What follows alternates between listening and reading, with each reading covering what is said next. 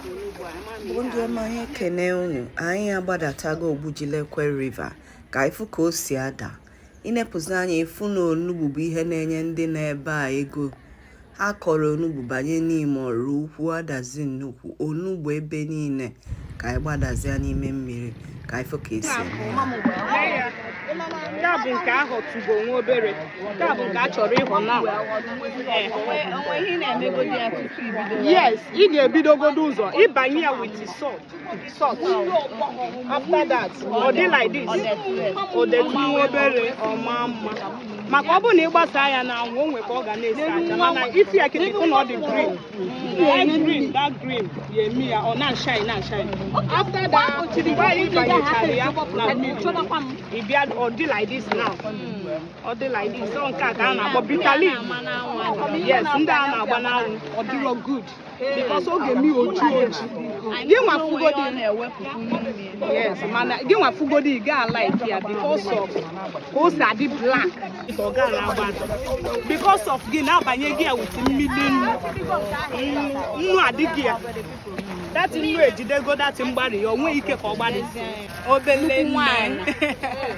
eji ole ka ị nwere ike ịrọ ya tutu ọ ka m si na ọ nke ji ofu nọ na o nwere ọka ịghọcha onugbu ọ bụrụ sweet leaf ka ọ bụ ọ ga-egosi ihe o ji ọ ga-egosiriri ofe ihe ndị Igbo ka ọ bụ onugbu inu ọ bụrụ sweet leaf ọ bitter leaf ọ bụrụ akwụkwọ ụtọ. yes.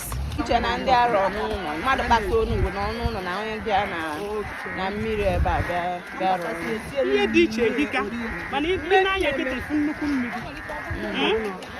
mmiri a kịta anụnwa ị nwere ike ịkwa mmiri ole ikpuru na nke a ịkwanye ebe niile ịkwụ nke a kịta for example ịkpụrụ ka o si aga mana na ya adịghị ị ga na-eme ekonomik mmiri adịrị ọmụrụ ka m jiri nwayọọ mana nke a bụ nnukwu mmiri ka ọ bụ n'ọbụla isi ịchọ ịgba ya na ndị akọ n'ikpere mmiri na-achakwa ọsịsọ karịa ndị akọ n'ụlọ.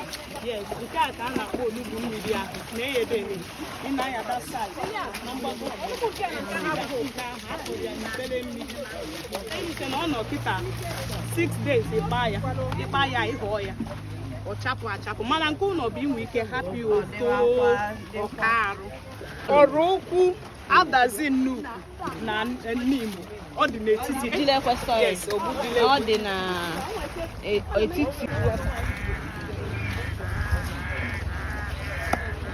n'afọ ka ya bụ ọlụ si aga n'ụbọchị taa nweghị ihe abụrụ ego nri a gị na-eri na-anụ isi onugbu na-alacha aka gbadatawa na Ogbujilekwe onugbu gị si ebe a ruo n'ụlọ ya afụ ya ọtụtụ ụmụ nwaanyị n'ebe a ndị na-agbasi mbọ ike a na-arụ onugbu ụtụtụ a na-anọgide oge niile anyị pụta ụzọ ụtụtụ ya afụ ha ebe ọka nkụ ha na-arụ ya